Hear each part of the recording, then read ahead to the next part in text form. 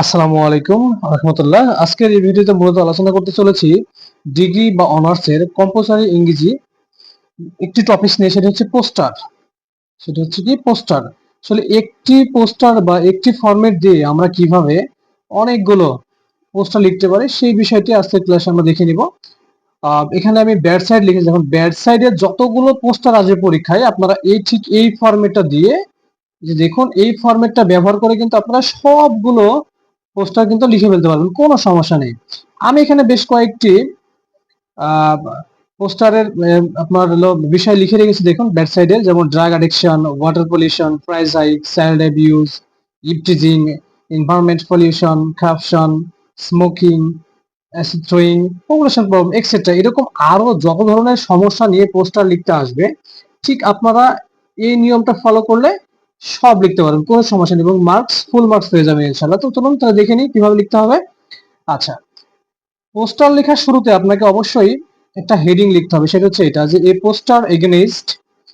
এখানে কিন্তু আপনার পরীক্ষায় উল্লিখিত যে প্রশ্নটি থাকবে সেটির নাম এখানে অবশ্যই ব্যবহার করতে হবে। আমি লিখছি নেম অফ দ্য পোস্টার, পোস্টারের নাম ইজ গিভেন বিলো। ঠিক আছে, এই হেডিংটা কিন্তু আপনাকে ব্যবহার করতে হবে। এই হেডিংটা ব্যবহার করতেই হবে, কিন্তু এটা ব্যবহার করতে ভুলবেন না। ঠিক আছে। আচ্ছা, আমরা পোস্টার সচরাচর যেমন দেখি ঠিক ওরকম একটা ওরকম আদলে একটি পোস্টারের মতো ও চারদিক দিয়ে দাগ টেনে নেবেন। নেওয়ার পরে এ পাশে একটা স্লোগান থাকবে, এ পাশে একটা স্লোগান থাকবে।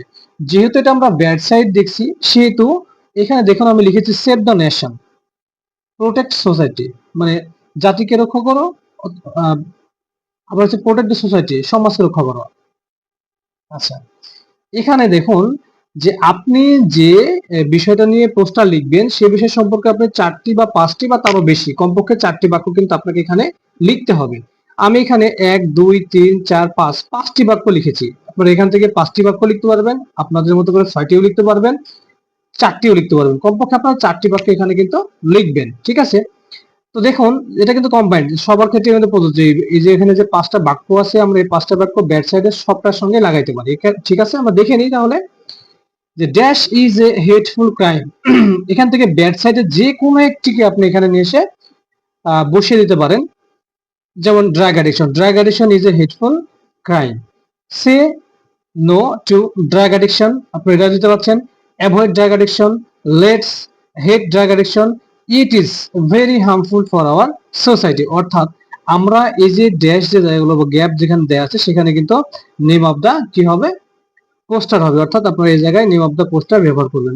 শুধু এই কয়েকটি মনে রাখলে ইনশাআল্লাহ আপনারা ব্যাড সাইডের যে কোনো ধরনের পোস্টার আসলে পরীক্ষায় লিখতে পারবেন। ঠিক আছে, এই ছিল আজকের মতো পোস্টার লেখার নিয়ম। আমি পরবর্তী ক্লাসে অবশ্যই আপনাদের গুড সাইডের বিষয় নিয়ে আলোচনা করব।